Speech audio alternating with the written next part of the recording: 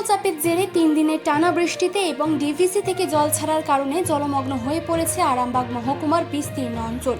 বন্যায় ভাসছে হুগলির আরামবাগ।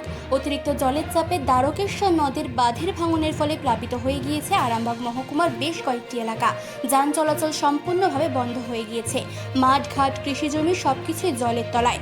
আরামবাগের 7 নম্বর জাতীয় সড়কও জলমগ্ন, একতলা বাড়ি পর্যন্ত জলে ডুবে রয়েছে।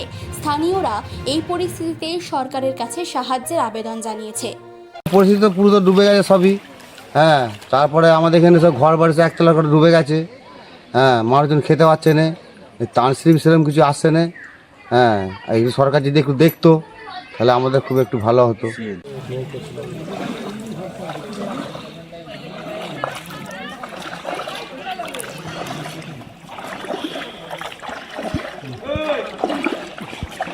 কি ব্যাপার আছে এইদিকে তুমি যাচ্ছ, ওইদিকেও যাচ্ছ, ভালো গেল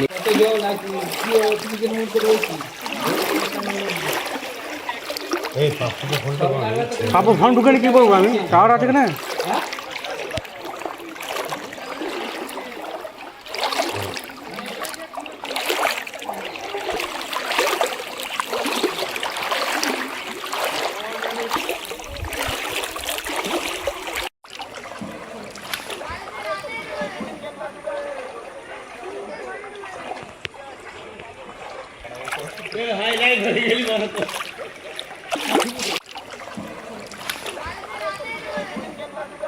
চিফ এডিটর জিতেন সরকারের রিপোর্ট, চেতনা বার্তা।